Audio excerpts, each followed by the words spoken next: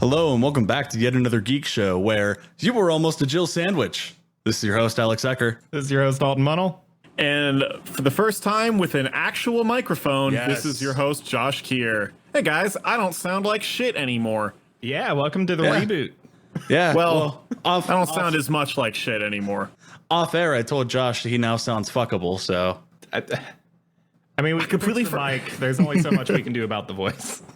I completely forgot to do this, but I was planning on coming in to this episode with like a completely different voice and be like, hello, my name's Josh Keir, and this is what I've always sounded like, but without a microphone, you couldn't notice. You didn't sound like your cousin Nosh Rear? But I completely forgot, so the moment has passed. Oh well. All right. Well, Josh, that's not the only thing you've upgraded.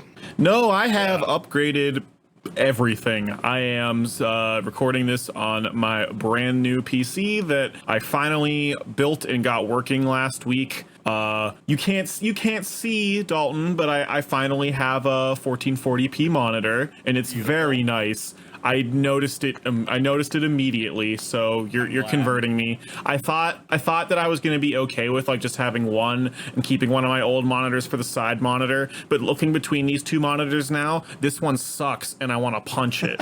So I'm going to probably be upgrading pretty shortly. I got the new microphone. Got a webcam now. Working on setting up a Twitch stream, which I may launch this weekend. We'll see how that goes. Preparations are going pretty well with that. Let's make sure it doesn't suck before we plug it. Yeah. Oh no, I'm not going to plug it now. Okay. Make sure everything's good. But man, let me just say one of the things that I did as for the first time with this build is install my OS on a solid state drive. And nice. Oh my god, this thing boots up in 2 seconds. It's fucking beautiful. If you ever need to get into your BIOS, do the whole delete or F10 or whatever your motherboard asks for, sometimes I have to pull my SSD out to be able to get I don't actually think I'd be able to do it in time.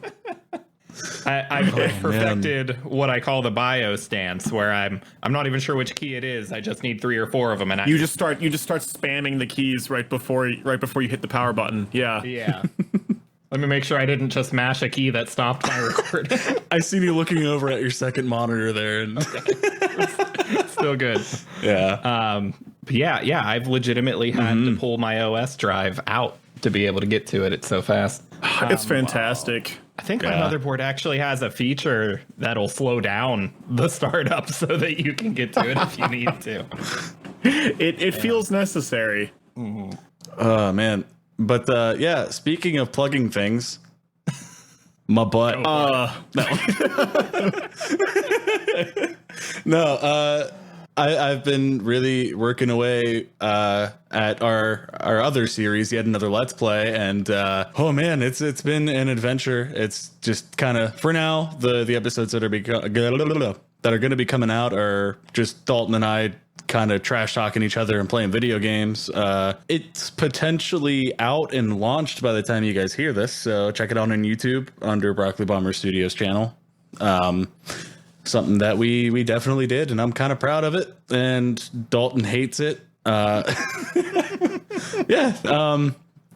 it out whenever you guys get the chance to. And also, if you haven't yet, you should probably follow the Instagram page, because I just made that. What was it, this week or last week? Oh yeah, I forgot that you did that. Yeah. I set it up so that way we can share posts from Instagram like on to Facebook directly. So it's pretty cool. If you ever have any videos of stuff that you, I don't think I followed it, and I just used the same phone to mess with it. Like, but yeah, if you have something fun to throw at it, Josh, let me know and I can put it up on there for you. Will do. We'll see how things go. Yeah. Josh, I think I see enough room behind you for some VR in here. Oh, there's definitely space in this room to set it up. I probably can't have like a permanent setup because we move stuff out into this space every so often. But no, that's definitely on my radar for a purchase I'm going to make in the future. and then you'll never hear from me again because I'm going to spend the rest of my life playing Skyrim VR.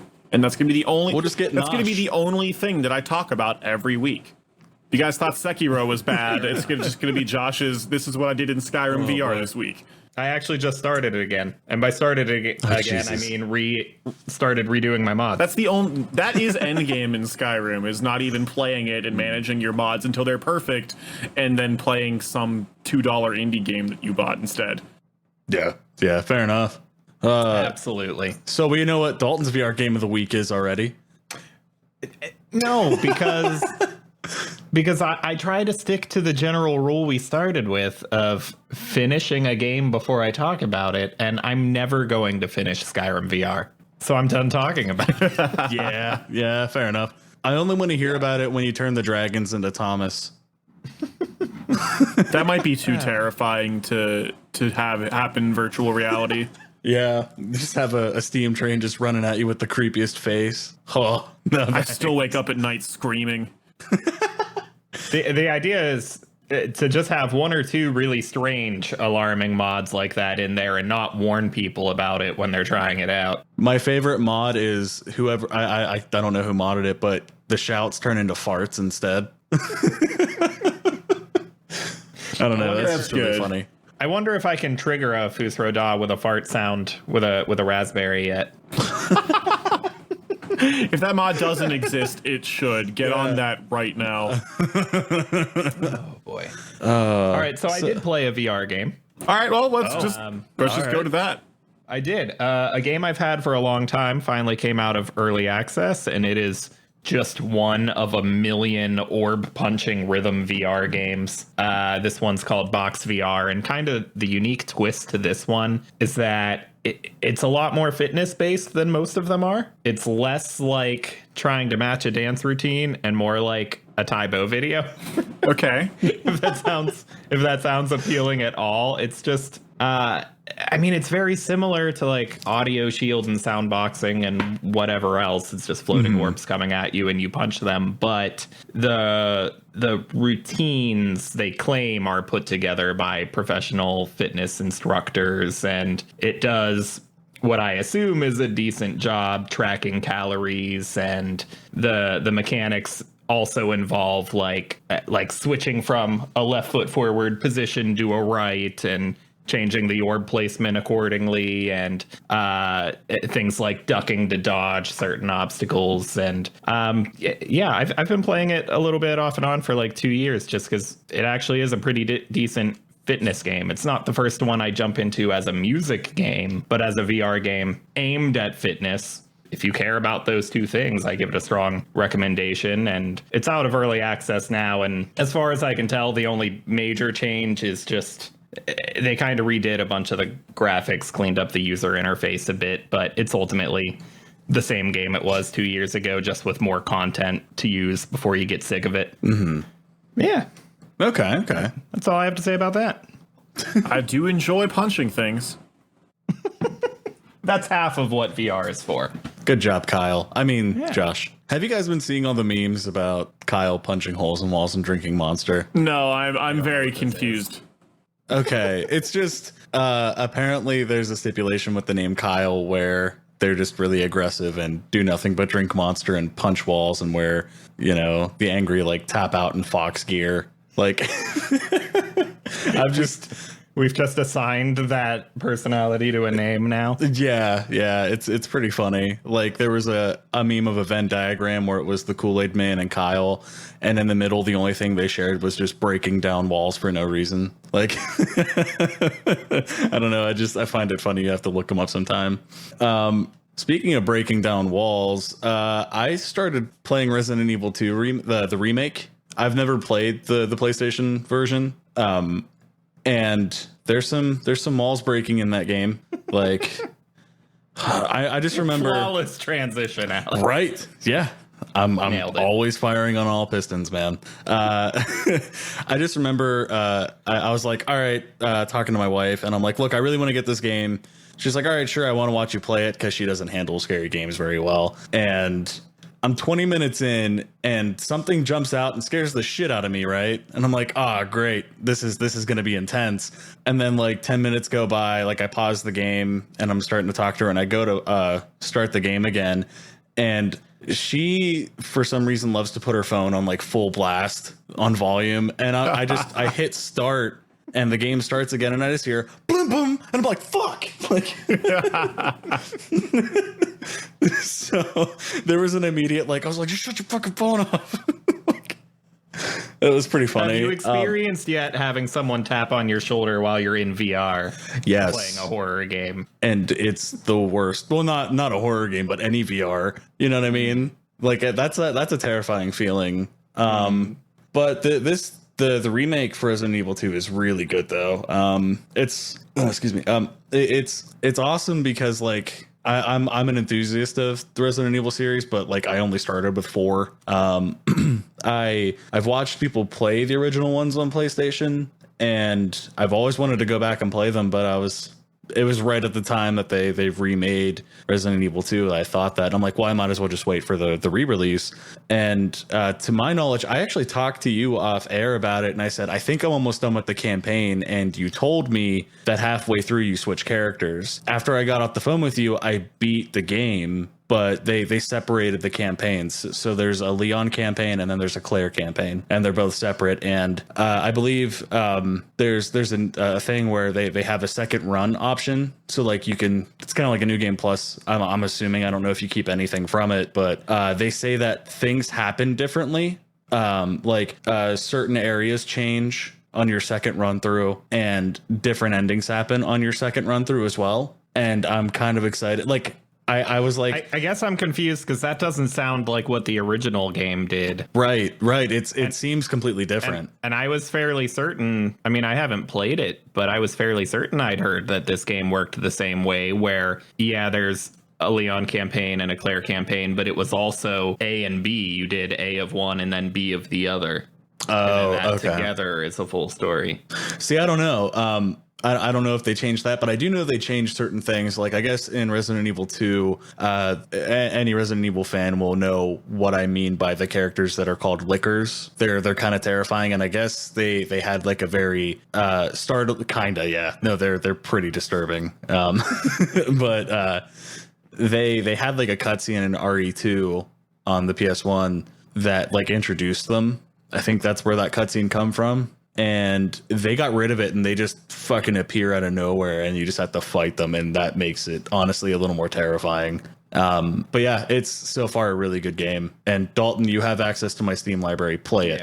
Yeah. So I have a history with the original. Josh, did you play the original at all? The only Resident Evil game that I've played is Resident Evil 4. So I knew that Leon in 4 was the same character as Leon from 2, but I had never played it. Oh, okay. As someone who's only played 4, you'd recommend going back and picking up this remake? Absolutely. The game, when I first opened it, it has like a real blurry image when you start it, and it looks really gross and grotesque until you realize that you're sitting there looking at a breakfast sandwich.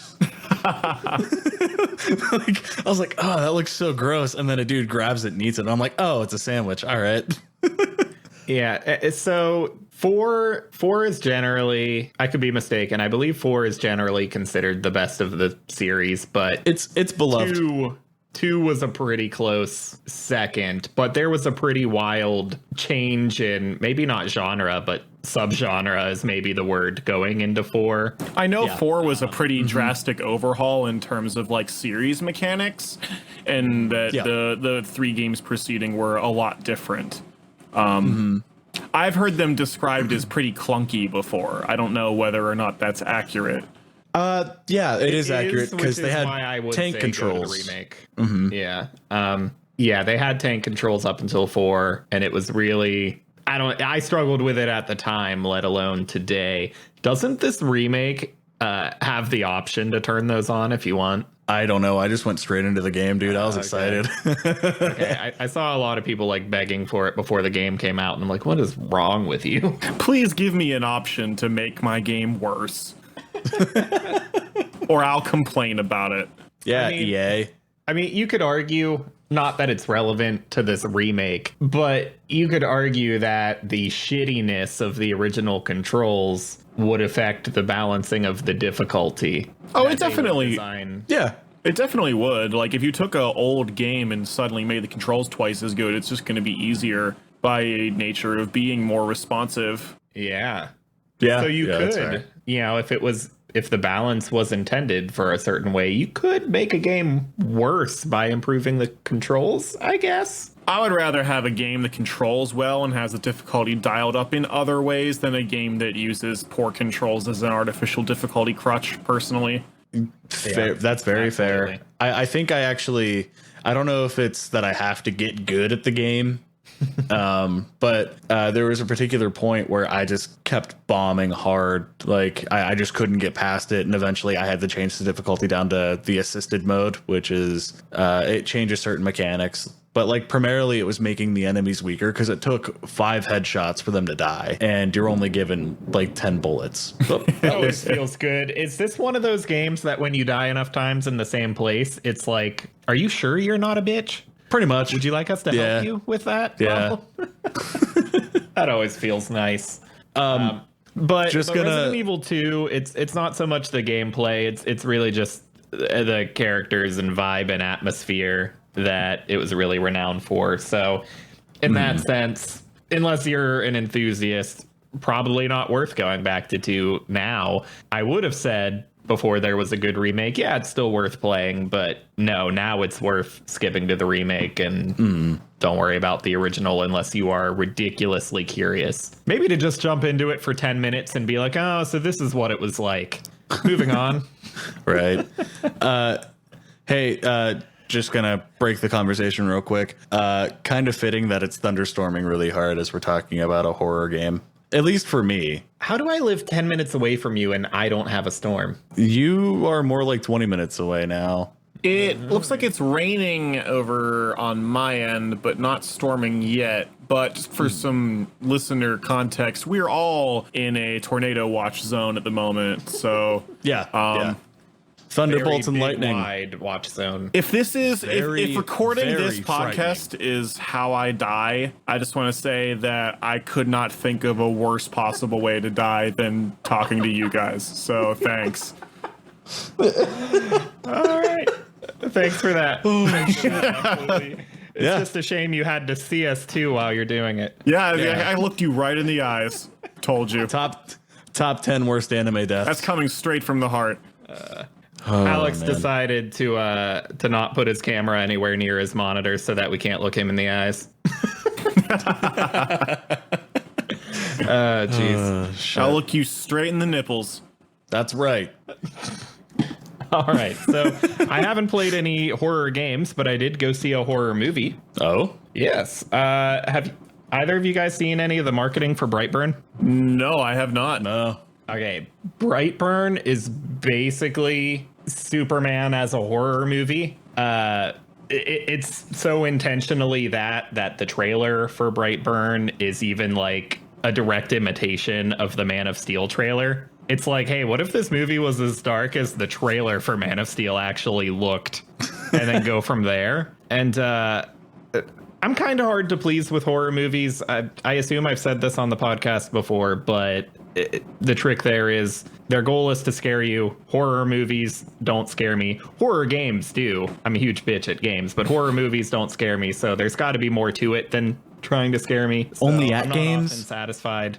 But this movie was pretty decent for me. It didn't push any boundaries per se. It's not going to go anywhere near my top for horror movies, but it's entertaining enough throughout. I guess if I had one serious complaint here is that watching the trailer, I thought the idea more specifically should have been, what if Clark Kent didn't have such a good upbringing? What if, what if his parents weren't such good people? And then, he uses his powers incorrectly from there. That's what I thought it should have been and what I thought it was going to be. But really it was just, what if Clark Kent's alien race was evil? Huh. Okay. Which is not the same idea. It removes the potential for any meaningful commentary. I mean, it could have been a next level, more interesting horror movie had it went that route, but they removed the potential for any commentary by just saying, the kid's evil because these aliens are evil.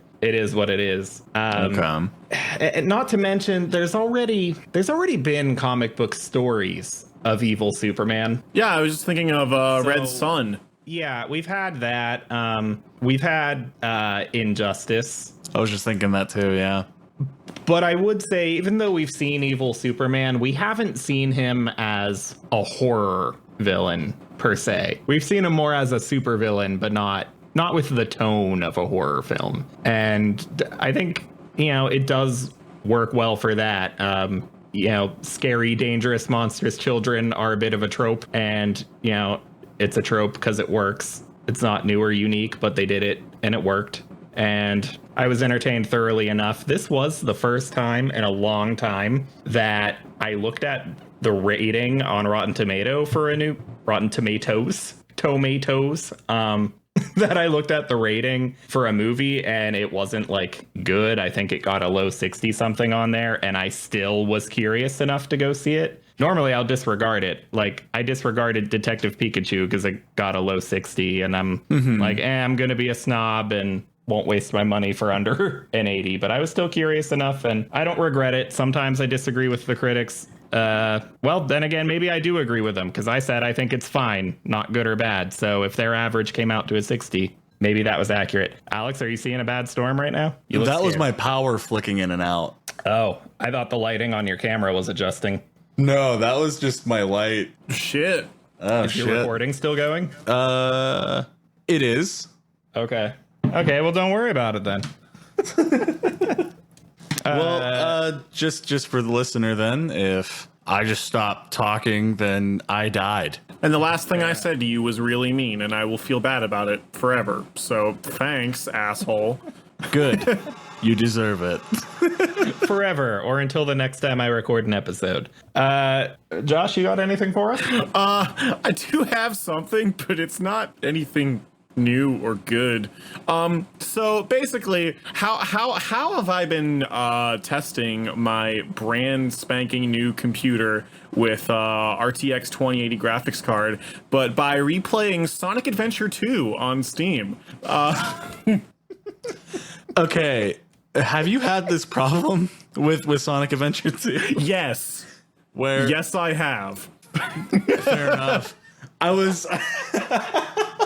I've had every problem with it. No, I was thinking of every time I launch the game in anything higher than its native res, it won't work. It's working for me, but performance has been kind of spotty on higher resolutions. And one night I was streaming it onto my TV in my game room over my Steam Link, and it was just like unplayably laggy and bad. But I think that was just actually just like a patch of like shoddy internet that I was having, and then it cleared up and it was fine like an hour or two later.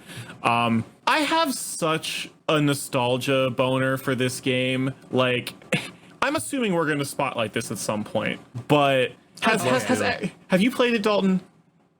I grew up with it. Okay, so Same. we're all probably in the same camp that we both love the game and acknowledge the fact that it is god awful. Mm-hmm. Absolutely. And I still have fun, even though every time I'm playing 2/3 of the levels in the game, which is any level that's not Sonic or Shadow, I'm like, wow, I really wish I was playing as Sonic or Shadow right now and not doing all of this other stuff. But if somebody asked me to justify this game to them, why is this game good? Soundtrack. Not even all the soundtrack, just parts of it. I enjoy the Knuckles raps on an ironic level and can't sincerely tell people that they're good. That's true. The Chow Garden is the only thing I can say unironically. Chow Garden's great. Okay, so you're getting me a little bit with this Knuckles thing, because like the lyrics are corny and cheesy and whatever, but the beats on Knuckles tracks are fire, and I will fight anybody who says otherwise. Go back and listen to like Wild Canyon, but just the instrumental of it. I mean, Pumpkin Hill is a classic, obviously, but like Wild Canyon, some good shit. Okay, I can't. It's legitimately, look, I own And all the butt rock for Sonic. I own the Sonic Adventure 2 soundtrack on vinyl, okay? Like, that is a real thing. Well, I bought it for Kyla for her birthday last year. Probably the greatest present I've ever given anybody. That's cool. That's actually cool. I didn't know that was a thing. Was that a question? You're like, that's cool? That copy of the Sonic Adventure 2 soundtrack might be the only time I've ever heard vinyl in person. I have no problem with keeping it that way. That threw off my joke that I was actually going to throw at you, Josh. Yeah, sorry. That's just how I roll. Yeah, man.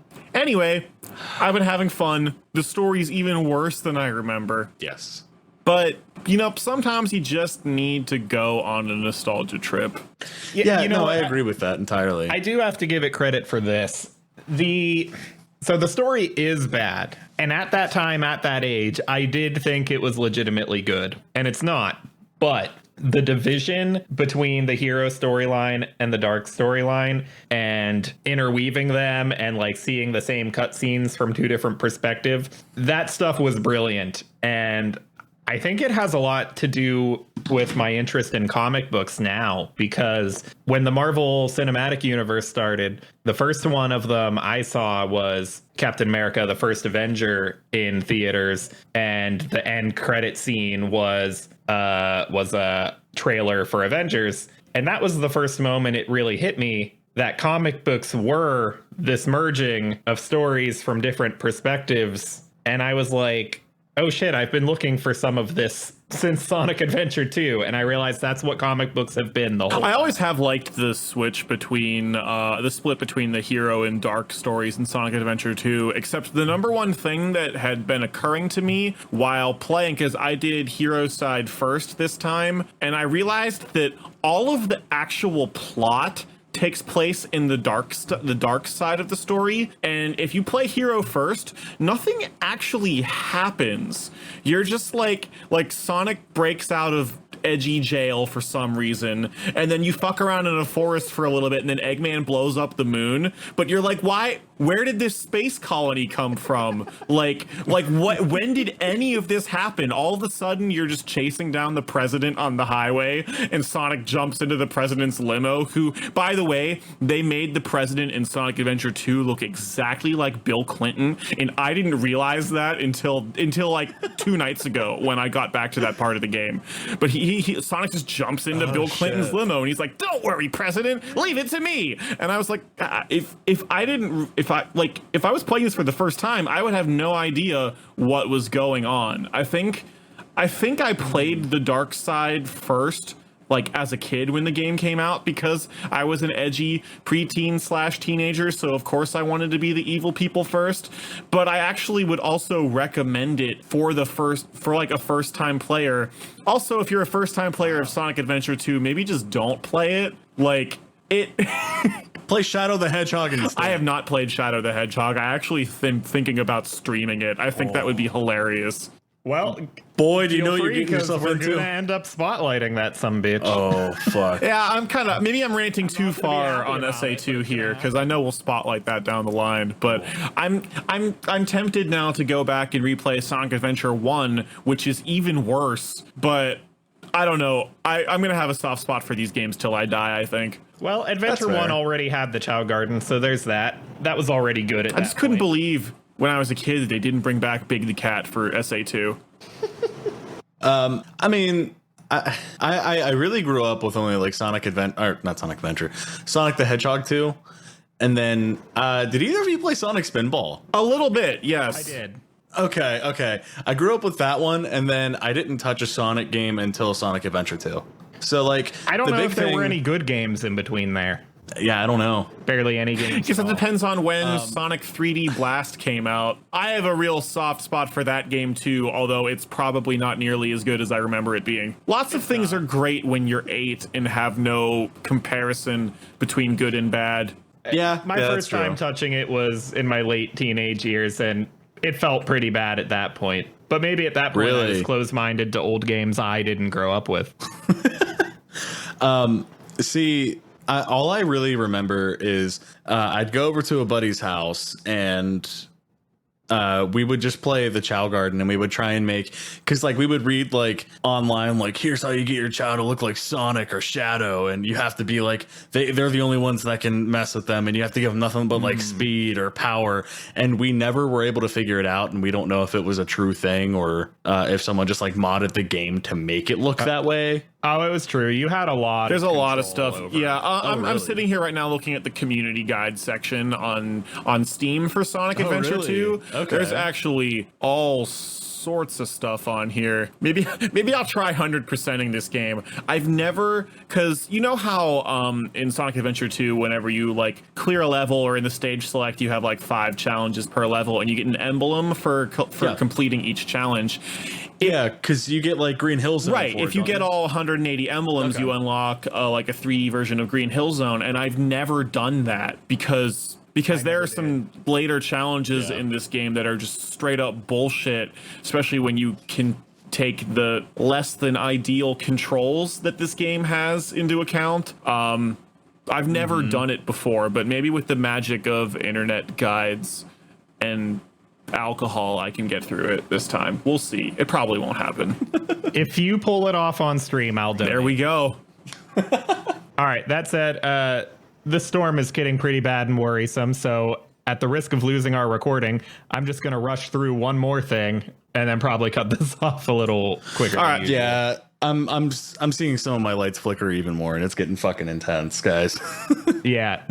Could this be the last episode? Ever? Find out on the next episode. Of yet another geek show. So I also went to the theater to see John Wick 3.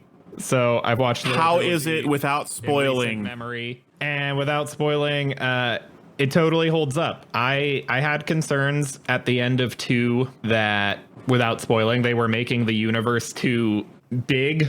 Like it started out really grounded if you just watch the first movie, and then the second movie makes it more of a universe. There's more, just more that's going on in the world, and this whole organized crime thing is way bigger than it's set up to be in the first movie. And I thought they might push it too far with the third one if they made it get any bigger, but they didn't really make it any bigger. They just further explored stuff that you already knew was there. The plot wise, it's pretty much on the same level as the last movie. It's totally, you're not in these movies for the plot. The plot is decent throughout the whole thing, but the only real masterpiece of storytelling in the franchise is the first third of the first movie, where they're illustrating how powerful and scary John Wick is by just letting the villains talk about him and not killing showing another it. dog. And building it up, building up to eventually showing it. And that stuff was masterful. And honestly, without that, I don't know if people would remember this franchise strictly on the action alone, as great as the action is. But for those that aren't familiar with the franchise, basically, Keanu is a total badass. And he's just doing the most convincing gun fu you've ever seen. Just went through a lot of really legitimate training. Does most of his own stunts, unless, the production company's like, no, Keanu, we can't throw you off a building, obviously. So within reason, does a ton of his own stunts, like all of his own fighting. And it's some of the best action you'll see in an American-made film. It's fantastic. And all throughout this. Alfie Allen is in the first one, the actor who plays Theon Greyjoy in Game of Thrones. And he does a really good job in that first one. Yeah. I still have to see the second one, man. Oh, it's really good. The guy who plays Bronn in Game of Thrones is in. Oh, nice. Is he? Huh. Yeah. Well, and since we're mentioning individual side characters, I have to mention that Halle Berry is a pretty big, I don't remember her character's name, but she's a pretty big character in this third one. And she's kind of a sidekick to John. And I don't know if she's a good thing or a bad thing, because she does a totally reasonable, even good job at being this kind of action hero here, but she's up against Keanu. And so in that sense, she's doing really good, but maybe still holding it back despite that. Because I don't know how you compete with them. Yeah. To put it into perspective. To be fair, though, Halle Berry's been in some decent action-ish movies. Yeah, like Catwoman. Well, I mean, like, she's And the she's worst been James in Bond certain movie. movies. Which one was that? I don't even remember the name of it. Was that Die Another Day? Hold on, let me look this up. I've seen none of them. Oh, okay. I don't know. It was one of the Pierce I think I'm Brosnan thinking of the right ones. one. It was not. Oh, okay. Yeah. I don't know. I've never seen her in any action movies except the X-Men movies where she doesn't do any action. Oh, And see, I'm so- thinking of like the movie Enough. It was Die Another Day. I'm a genius. Sorry. No, you're fine. Enough was a decent movie. It was about domestic abuse, and she wasn't having any of it. It was. Fair enough. I remember I was a good younger when I descriptor. seen it, so yeah. You so could I don't know if it describe held John up Wick 1 as being about animal abuse, and Keanu wasn't having any having of it. any of it. But nonetheless, whatever her previous experience, she does totally adequate here, but you just can't keep up with Keanu. And to put into perspective how good Keanu is, I love him and love this role, and I'm going to keep seeing these movies forever. It's not a trilogy anymore, by the way. And despite that, I don't even think Keanu's a good actor, and not even in these movies. But the action is so good shit. that I don't care that he's still not a good actor in these movies. Oh man. Let me rephrase it. He's really great until he talks. And then I just don't believe him. Oh, fair enough. This is also my time to admit that I've never seen The Matrix. Really? That is neither. the Matrix is the #1 movie that I wish they had started a series out of it and made sequels to. But unfortunately, there was only ever the one movie, and it left a lot of it just really wide open for what could have been. They considered making some animated ones too, and it just didn't happen. It's There's something about I can't believe it. It was such a revolutionary movie, and they just made the one thing, and the IP was never touched again. For shame. For shame. But shit. yeah. I do have a complaint. It's technically outside of the movie itself. You but and involving complaints? the movie. Never. I hate when franchises, movies or games or whatever, have terrible naming schemes. And the naming scheme of the John Wick movies, all right, listen to this. It goes John Wick Chapter 2, John Wick Chapter 3, Parabellum. No, you don't get to add a subtitle at this point. I'm just saying. You really want to play that when one of our favorite bands does it? It's terrible when they do it too. Yeah, but they know it and they make it funny. Hail Stan. Yeah, but, well, no, they've had the subtitles since... Well, yeah, since Two. Periphery 1. Yeah. Yeah, no, I'm not complaining that the first one doesn't have a subtitle. I'm complaining that they established with 2. I understand when the first okay. movie in a franchise, the title doesn't acknowledge that it's a franchise. I still wish they would retroactively call it John Wick Chapter 1, but at the time, I get it. Oh, yeah. But when you put out a John Wick Chapter 2 and it doesn't have a subtitle, you commit. I'm just saying. It's Yeah, not fair as enough. terrible as like the Fast franchise. So, yeah, okay. so I'll let it slide for now. For now.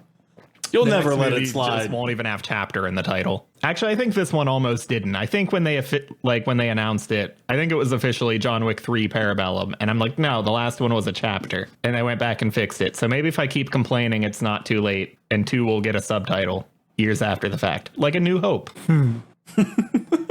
Fair enough. Yeah. Oh man, But, I think it might be time to cut the episode before we lose everything we've all worked for. All right. In the meantime, let's think about how to prevent this potential problem in the future, because it had not crossed my mind. Same here. Well, Thunderstorms? I don't think about them often, Alex. neither do I. I only like them when I try to Things sleep, are as long as they're not like moving houses towards my house. we're okay here, but it looks like right. things are going to get really bad quite soon. So, All right. With that, let's call it quits. And hopefully we're alive to post this episode and you're hearing this. Let's be fair. We hope you hope that we aren't alive. Who is the we in that statement? Us, especially you. All right. Thanks for listening to me on yet another Geek Show. Goodbye.